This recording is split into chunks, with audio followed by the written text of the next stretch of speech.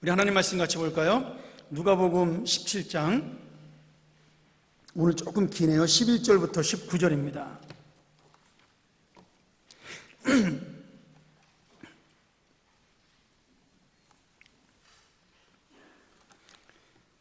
우리 한 절씩 교독하면서 오늘 주실 은혜를 구하도록 하죠. 예수께서 예루살렘으로 가실 때 사마리아와 갈릴리 사이로 지나가시다가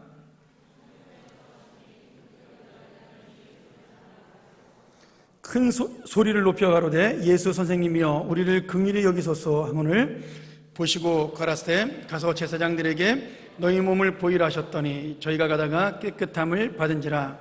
그 중에 하나가 자기의 나은 것을 보고 큰 소리로 하나님께 영광을 돌리며 돌아와 예수의 발 아래 엎드려 살해하니 저는 사마리아인이라. 예수께서 대답하여 가라사대 10사람이 다 깨끗함을 받지 아니하였느냐? 그 9은 어디 있느냐? 같이 읽죠. 그에게 이르시되 일어나 가라 내 믿음이 너를 구원하였느니라 하시더라. 아멘. 지난번에 그 유행했던 그 태양의 제국인가요? 그 드라마 지금도 뭐 계속 뭐 난리라 아직도 끝나지 않았던데, 이번에 그 뭐 주인공으로 나왔던 송중기 그 남자 주인공 뭐 200억 주고 계약을 한다는 등 막 그런 소리가 들리더라고요. 근데 그 재밌는 그 제가 기사를 그 드라마 맨 마지막 끝날 때쯤 돼서 제가 좀 재밌는 기사를 한번 읽었어요. 그 제가 마지막 회를 봤거든요. 마지막 회만 보면 다 되는 거죠. 뭐 드라마야 뭐. 예. 다는 못 보고 이제 목요일 날 늦게 들어가서 한 중간쯤 봤는데, 중요한 건 이제 하여튼 주인공이 끝에 살아나잖아요. 죽은 것처럼 보였다가. 근데 그 마지막 회 하기 전에 미리 보여주는 뭐라 그러나요? 그 예고편인가? 프리뷰 그 예고편에서 주인공이 그 죽는 장면을 보여줬잖아요. 그래서 그것 때문에 또 비극으로 끝난다. 그 작가의 특징이다. 막 이렇게 글이 올라왔는데, 반드시 주인공을 살려서 비극이 아니라 해피엔딩으로 끝내야 된다고 수많은 사람들이 그 작가한테 메일을 보냈다 그러더라고요. 여러분, 그 실화가 아닌데, 그렇잖아요. 지금 허구의 내용인데 드라마에서 주인공이 죽고 살고 뭐 이렇게 대단한 일인가요? 근데 그 주인공 죽이면 절대로 안 된다. 뭐 주인공 죽이면 나 다시는 당신이 쓴 드라마 안 보겠다. 뭐 등등 하면서 이렇게 작가를 설득하고 협박하고 막 그랬다는 제가 얘기를 들은 적이 있습니다. 저도 뭐 마찬가지였죠. 저는 뭐 당연히 주인공이 죽지 않을 거라고 생각을 했지만, 제가 예전에도 한번 그 얘기했던 적이 있는데, 저는 그 영화 볼 때 그 반드시 끝이 어떻게 끝나냐를 사람들에게 물어보고 그 영화를 봅니다. 그래서 중간에 주인공이 죽는 비극으로 끝나는 영화는 절대 안 봅니다. 제가 아마 그 30대 이후로 그랬던 것 같아요. 그전에는 좀 이렇게 봤는데, 주인공이 행복하게 끝나지 않으면, 뭐 이제 예를 들어서 말기 암에 걸려가지고 꼭 죽어야 되는 주인공 영화를 할지라도 안 죽고 여운을 남기고 끝나는 그런 영화죠. 그것까지 제가 봐줍니다. 근데 뭐 죽으면서 당신은 행복해야 되면서 이렇게 눈물 흘리는 영화는 제가 딱 싫어합니다. 왜냐하면 제가 마음이 여려서, 제가 생긴 건 험악해도 마음이 여립니다. 그래서 그런 그 비극으로 끝나는 드라마나 영화를 보면요, 한 3일 동안 기분이 안 좋아요. 한 3일 가더라고요, 영향력이. 제가 뭐 그 영화가 실제든 거짓말이든 뭐 상관없이 저는 무조건 그 웃기고 끝나는 걸 좋아하고요. 그래서 액션 영화를 좋아합니다. 액션 영화는 주인공이 꼭 살잖아요. 모든 악당을 물리치고 이기잖아요. 저는 그런 영화를 참 좋아합니다. 근데 여러분, 우리 인생도 마찬가지인 것 같아요. 우리가 보통 그 해피엔딩이라는 말을 쓸 때는 아무리 어려운 시절을 지나도 끝날 때 주인공이 잘 되는 거를 해피엔딩이라고 그럽니다. 근데 아무리 재밌고 신나게 살아도 마지막에 주인공이 죽으면 그것은 비극이라고, 이제 트래직이라고 그렇게 우리가 보통 얘기를 하죠.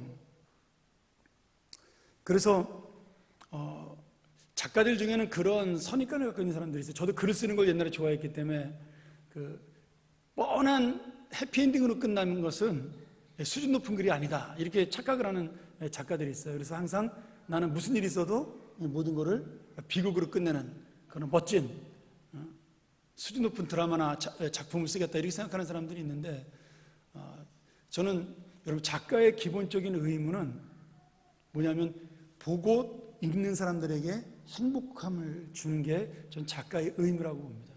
자기의 글솜씨를 자랑하는 게 작가가 아니라 내 작품을 보고 행복함을 느끼게 만드는 게 전 작가의 의무라고 봐요. 뭐 저랑 뜻이 다른 사람들은 뭐 제가 할 수 없죠. 뭐 마음대로 사세요. 근데 제 생각은 그래요. 글을 쓸 때는 읽는 사람을 하면 기분 좋게 만드는 게 전 글이라고 보거든요. 근데 이제 문제는 우리 인생은 그렇게 우리가 원하는 대로 쓸 수가 없다라는 겁니다. 우리 인생도 마찬가지인데, 내 인생 속에 아무리 잘 살아도 마지막까지 인생이 하나님의 은혜 가운데 있지 않으면 그 인생은 우리가 비극이라고 부르게 되죠. 그런 비극적으로 끝난 인생들이 참 많습니다. 뭐 특별히 대표적인 사람이 이 사울왕이고요. 인생을 멋지게 시작을 했지만 비극으로 끝난 인생입니다. 그러나 또 그 인생이 아무리 고난을 당하고 힘들어도 마지막에 하나님의 은혜 속에서 그 인생이 하나님의 그 영광을 얻고 하나님께서 함께 하시는 그런 삶을 보면 그것을 우리는 해피엔딩의, 믿음의 해피엔딩의 인생이라고 그렇게 이야기하죠. 뭐 성경에는 그런 분들이 너무나 많죠. 뭐 요셉부터 시작해서 욥도 있고, 또 예수님이 가장 그 반전의 주인공이지 않습니까? 죽었는데 다시 살아남으로 인생을 비극에서 모든 해피엔딩으로 바꾸는 드라마를 쓰신 분이기도 한 거죠. 근데 오늘 저는 이 본문을 보면서 그 생각을 해봤어요. 지금 10명의 나병 환자가 예수님께 나오거든요. 그런데 그 10명의 나병 환자는 전부 다 처음에 즐거움과 기쁨과 소망과 희망으로 인생을 시작을 합니다. 근데 끝까지 그 인생이 해피엔딩으로 가는 사람은 그 10명 중에 한 명밖에 없다라는 거예요. 지금 10명의 나병 환자가 예수님에게 고침을 받으러 나옵니다. 여러분, 나병은 지금도 뭐 완전히 고칠 수 없는 병이지만 예전에는 우리나라에서는 그것을 천형이라고 불렀어요. 천형, 하늘에서 주신 형벌이다. 왜? 사람이 못 고치는 병이니까. 그리고 성경에도 나병으로 번역된 히브리어 명사가요, 차스라는 말이에요. 차스. 근데 이 차스가 하나님의 징계라는 뜻을 가지고 있습니다. 그 나병에 걸린 사람들은 하나님의 심판을 받았다라고 생각을 한 거예요. 특별히 전염성 때문에 격리 생활을 했는데 어떻게 보면 사람들은 그들이 버림을 받았다라고 생각을 하거든요. 나가 살아야 되니까. 그렇기 때문에 더더욱 하나님께 버림받고 사람에게 버림받은 인생이기 때문에 그들은 하나님의 심판받는 사람이라고 그렇게 나병 환자들을 생각을 했습니다. 근데 오늘 말씀해 보니까 그렇게 버림받았던 10명의 나병 환자가 예수님의 소문을 듣고 예수님으로 용기 있게 찾아오는 장면이 나옵니다. 지금 예수님이 가시고 있는 그 지방이 갈릴리하고 사마리아 지방 중간 지역이었어요. 그러니까 나병 환자들도 뭐 평상시에는 너는 사마리아인이야, 너는 유대인이야 이러면서 사이가 안 좋았겠지만 서로 불쌍한 처지가 됐잖아요. 버림받은 인생이 되었으니까 그 안에는 사마리아 사람도 유대 사람도 뭐 구별되지 않고 예수님을 찾아오게 된 겁니다. 이 10명의 나병 환자 중에 몇 명의 유대인이 있었는지 몇 명의 사마리아인이 있었는지 확인되지는 않습니다. 왜냐하면 성경에는 맨 마지막에 찾아왔던 그 한 사람만 사마리아인이라고 그 출신을 밝히고 있기 때문이죠. 그러나 대부분의 학자들은 나머지 9명은 유대인이었을 거라고 이렇게 추측을 해봅니다. 이 사람들은 예수님에게 나와왔어요. 나온 이유는 당연하죠. 예수님의 소문을 듣고 자기의 절망적인 인생, 버림받은 인생, 하나님의 심판받은 인생을 고칠 수 있고 회복할 수 있고, 그리고 제자리로 돌릴 수 있는 유일한 소망이 예수님이라는 사실을 그 마음속에 깨달았기 때문입니다. 그래서 이들은 마을로 몰래 들어오다가 걸리면, 그 당시에 나병 환자가 제사장의 허락 없이 마을로 들어오다 걸리면 돌에 맞아 죽었습니다. 왜?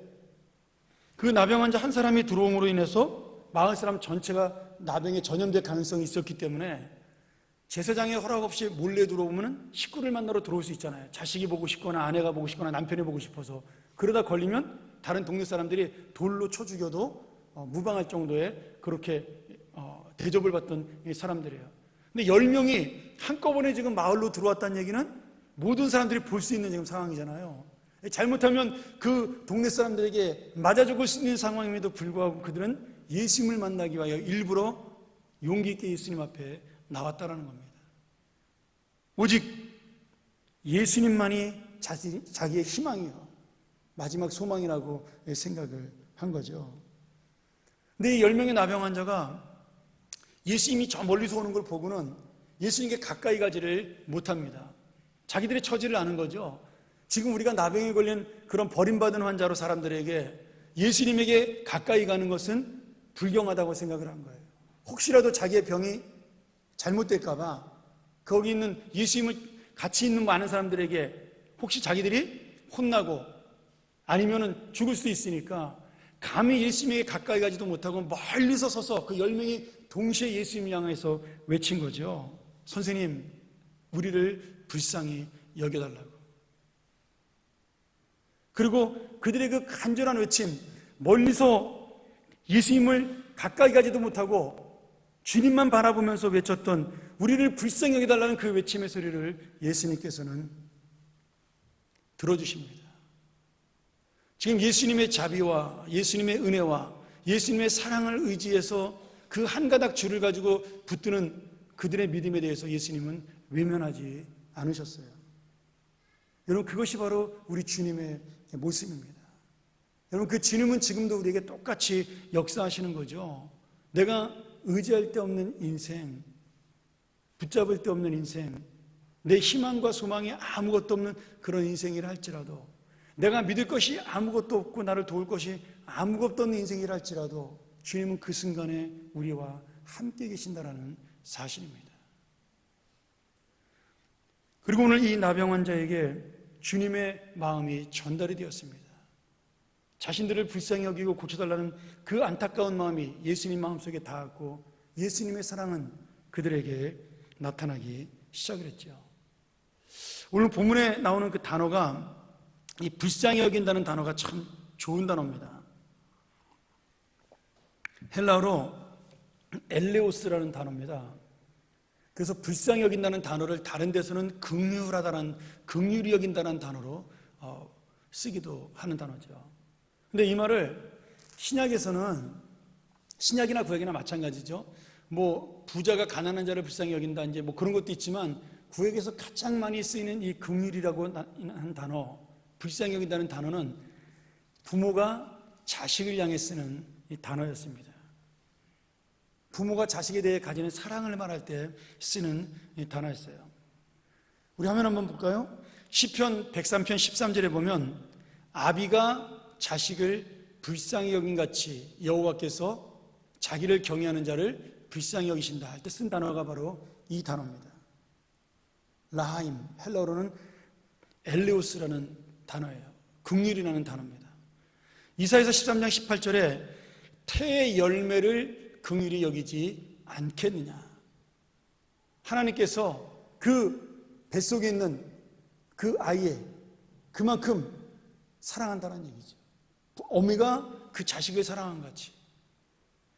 또 이사야서 49장 15절에 보면 똑같은 말이 나옵니다. 여인이 어찌 자기 태에서 난 아들을 긍휼히 여기지 않겠느냐.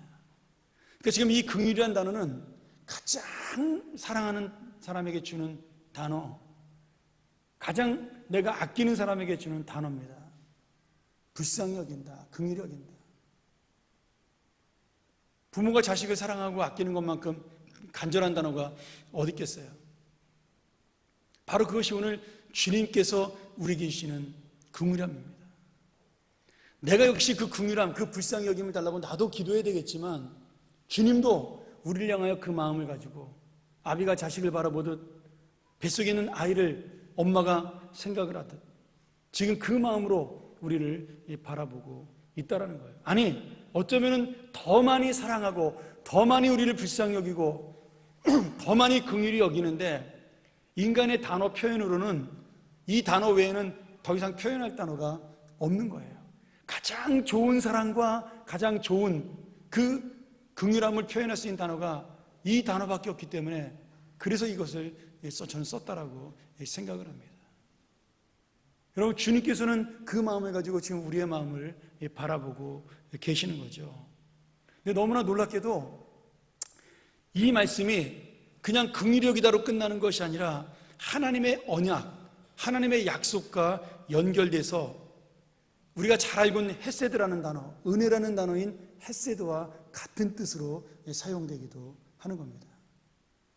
여러분, 이게 참 중요한 거죠. 우리가 하나님을 누구신가, 하나님이 우리를 무엇으로 어떻게 바라보고 계신가를 볼 수 있는 정말 좋은 단어죠. 하나님 지금 우리 어떻게 보고 있어요?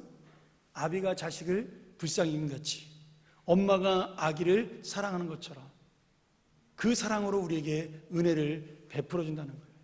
근데 그 은혜가 그냥 베풀어 주는 은혜가 아니라 하나님의 완전한 약속이라는 겁니다. 반드시 우리에게 주시겠다라는 약속이에요. 너희가 나를 찾기만 하면 내가 너를 만나주겠다. 우리 지난주에도 배웠지 않습니까? 너희가 나에게 구하기만 하면 내가 너의 그 기도를 들어주겠다. 내가 사랑하는 자식에게 좋은 곳으로 주지 않겠느냐라는 그러한 하나님의 음성이죠.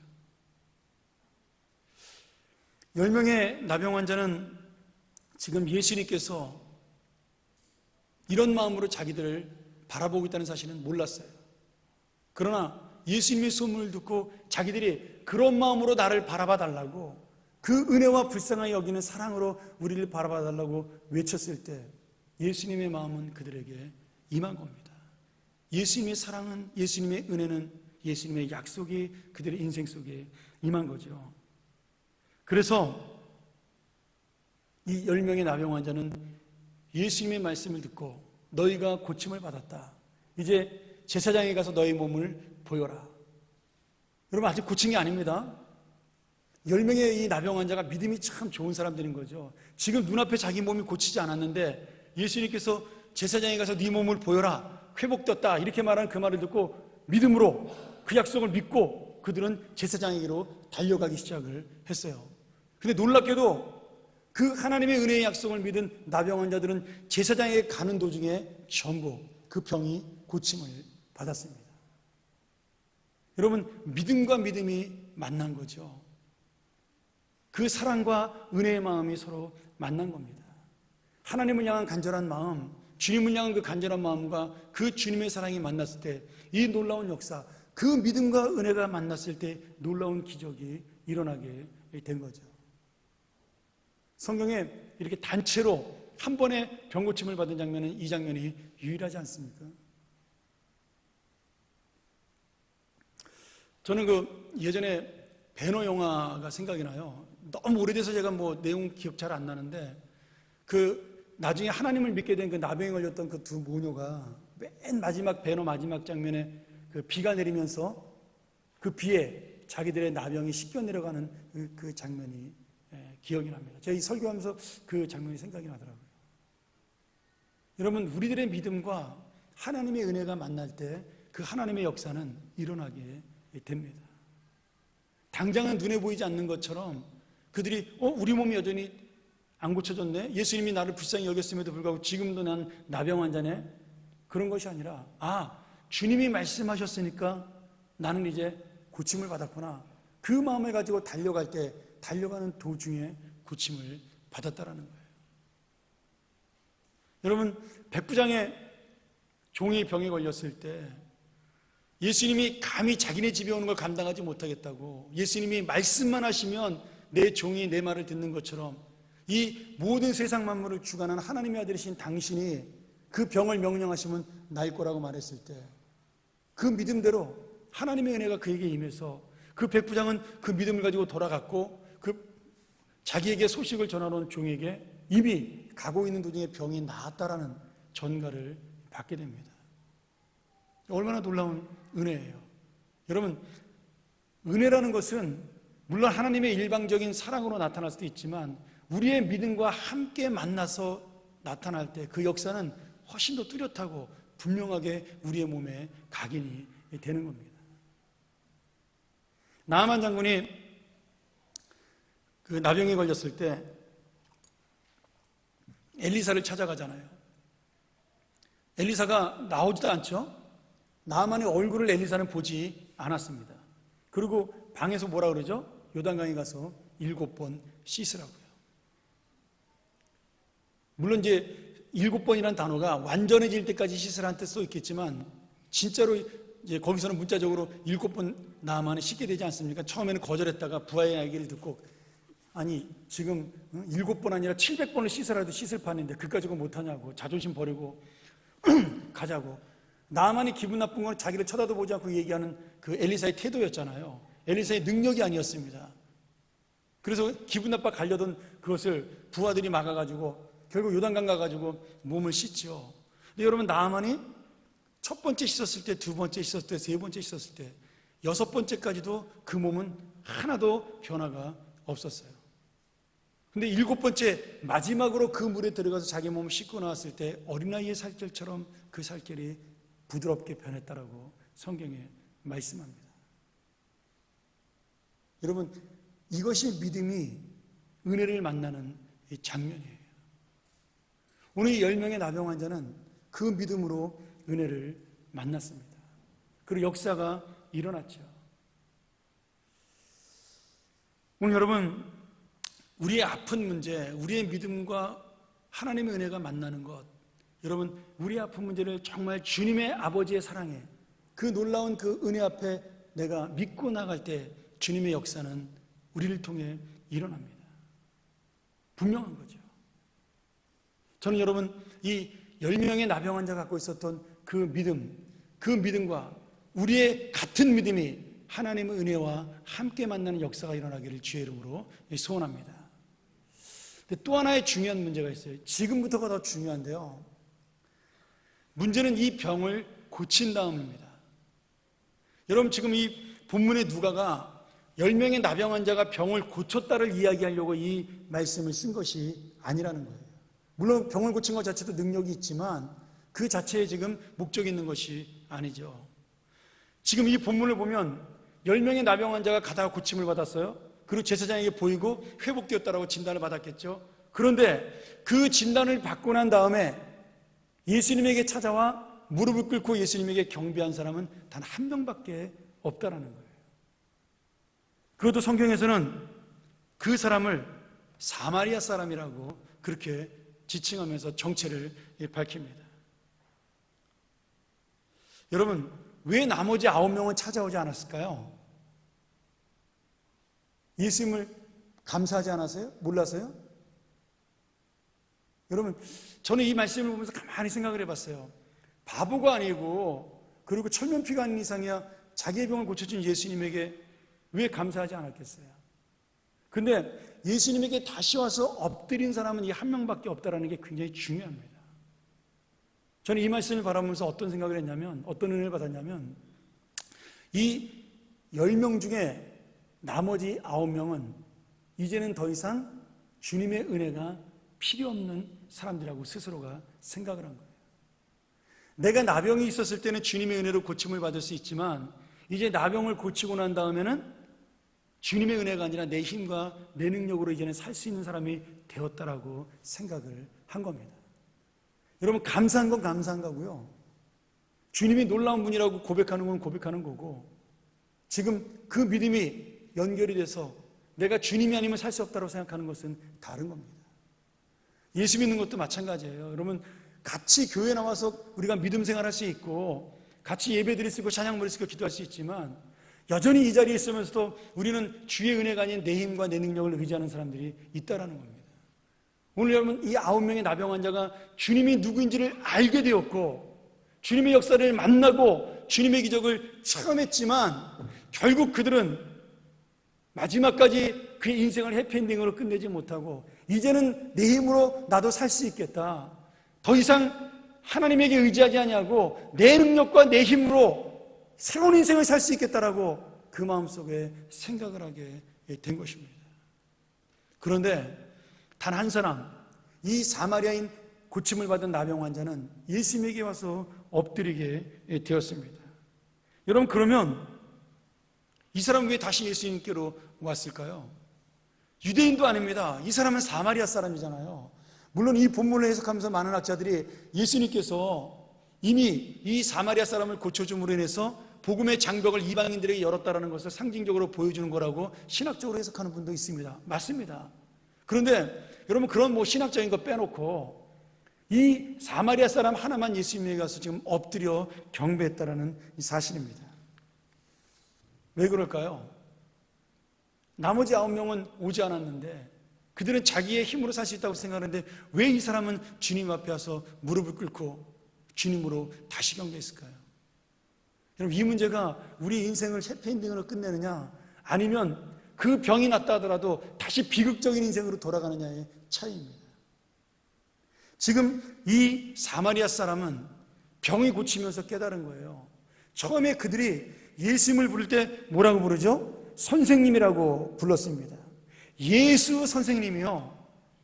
이 선생님이라는 단어는 여러 가지 뜻이 있겠지만 아마도 병 정도는 고칠 수 있는 선지자, 특별한 능력을 가진 위대한 선생님 정도지 예수님을 하나님의 아들로 보거나 메시아로 보지는 않았어요. 그런데 이 사마리아 사람은 나병을 고침을 받고 가는 도중에 깨달은 거예요. 이분이 보통 선생님이 아니구나. 내가 믿어야 될 하나님의 아들이고 메시아구나라는 사실을 이 사마리아 사람이 마음속에 깨닫기 시작을 한 겁니다. 그래서 처음에 불렀던 예수님 선생님이 아니라, 예수 선생님이 아니라 세상을 창조하신 하나님의 아들이요, 이 땅을 다스리며 통치하시는, 그리고 이 땅을 완전히 구원하실 메시아라는 사실을 깨닫고 이제는 선생님으로 와서 엎드리는 것이 아니라 하나님의 아들인 그 메시아 앞에 엎드려 경배하는 모습을 보여주고 있는 겁니다. 10명의 나병 환자가 예수님을 찾아왔을 때 엎드려 경배하지 않았습니다. 존경을 표하고 간절하게 외치긴 했지만 그 앞에 무릎 꿇고 머리 숙이며 경배하지 않았어요. 여러분, 머리 꿇고 무릎 숙여 경배한다는 것은 두 가지 의미가 있어요. 하나는 그 사람을 왕으로 모신다는 얘기고요, 내 인생의 주인으로 모신다는 얘기고요, 또 하나는 그를 신으로 섬긴다는 얘기입니다. 그러니 지금 이 사마리아 사람이 와서 엎드렸다는 얘기는 단순히 예수님을 선생님에서 이제는 하나님의 아들로 알고 내가 온전히 붙잡아야 될 나의 영원한 구세주로 알고 그렇게 경배하는 진짜 믿음을 갖게 되었다라는 뜻이 되는 거죠.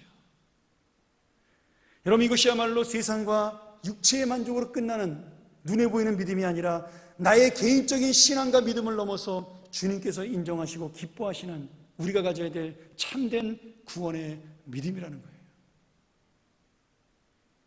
오늘 여러분, 사마리아 사람이 보여준 참된 믿음의 결과를 잘 보세요. 그의 인생이 어떻게 해피엔딩으로 끝납니까? 주님께서 그를 바라보면서 이렇게 말씀하시잖아요. 나머지 9은 어디 있느냐? 이 이방인 외에는 하나님께 영광을 돌리러 돌아온 자가 없느냐? 그러면서 그를 칭찬하면서 마지막에 뭐라고 고백하셔요?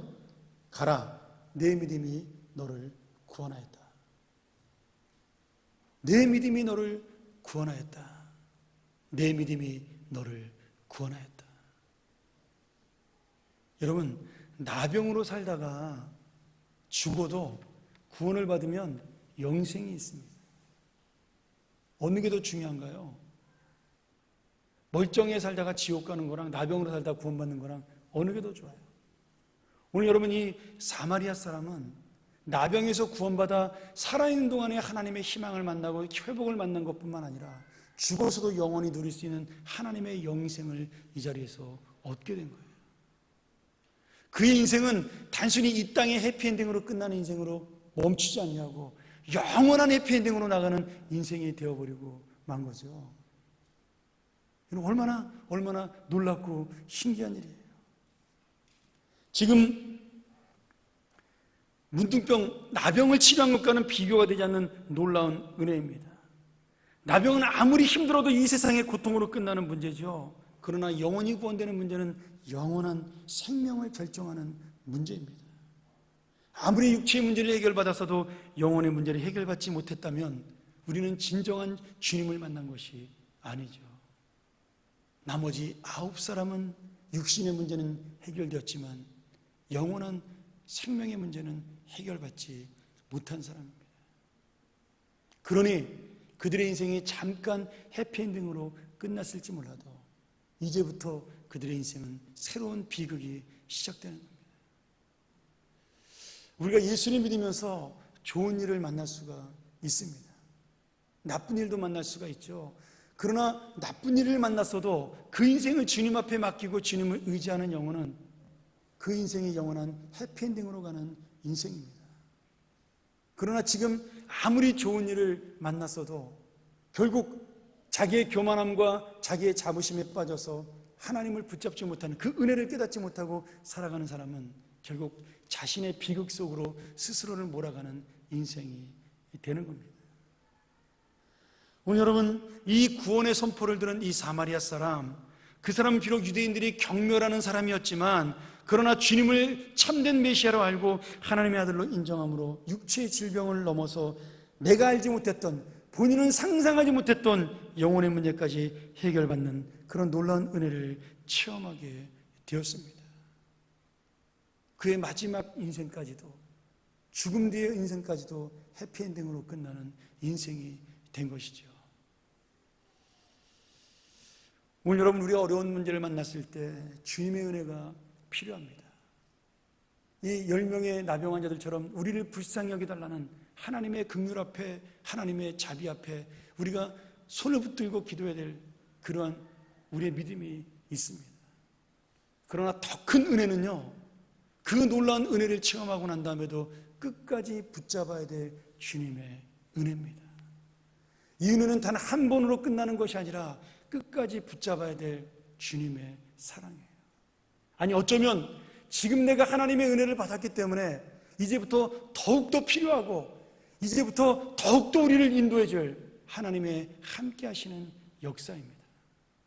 여러분, 내가 원하는 것을 얻었습니까? 지금부터 하나님의 은혜는 새롭게 시작이 되는 겁니다.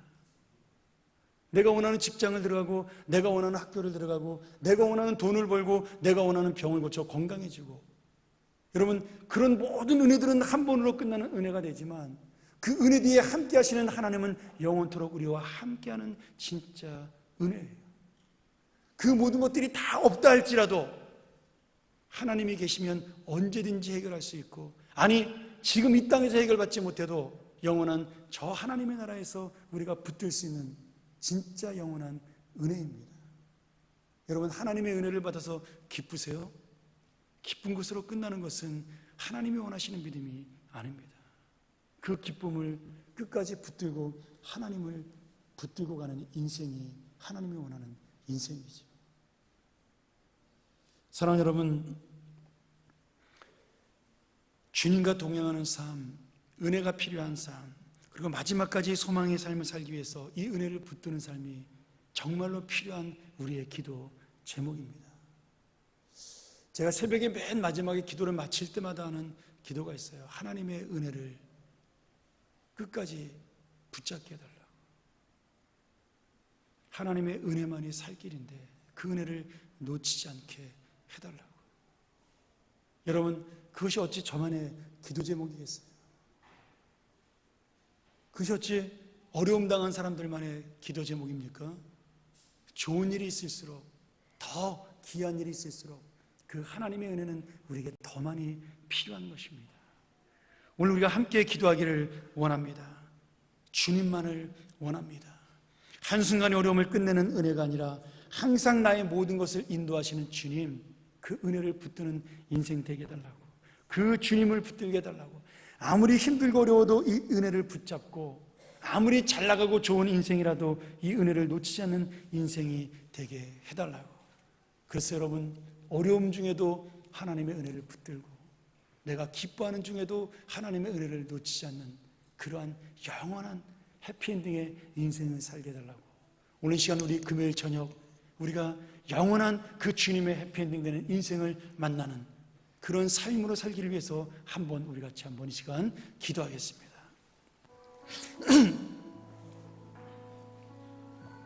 오늘 여러분, 예수 믿는 게 얼마나 기쁘고 신나는 일인지 모릅니다. 물론 병을 고쳐서 신나고요, 하나님의 자녀가 되어서 신나고요, 기쁨을 얻어 신납니다. 근데 저는 예수 믿고 가장 신나는 게 나 같은 죄인에게 하나님이 함께 하신다는 겁니다. 나같이 연약한 자에게, 나같이 아무것도 아닌 자에게 하나님이 함께 해주신다는 거예요. 그 은혜가 떨어지지 않는다는 겁니다. 마치 가난한 과부의 집에 밀가루와 기름이 떨어지지 않듯이 나같이 불쌍한 여인에게, 연약한 죄인에게 하나님의 은혜는 언제든지 떨어질 것처럼 보이면서도 이어지고 없는 것처럼 보이면서도 남아있는 그 하나님의 은혜가 있기 때문에 저는 예수 믿는 것이 얼마나 신나고 기쁜 일인지 모릅니다. 오늘 여러분, 한 번의 은혜가 아닌 이 하나님의 함께 하시고 동행하신 은혜가 나의 인생 속에 영원히 있게 해달라고, 내가 끝까지 간절하게 주님만을 원하는 인생 되게 해달라고, 나를 하나님의 은혜로 채워달라고, 우리 시간 같이 한번 통성으로 주님 앞에 기도합니다. 전능하신 아버지,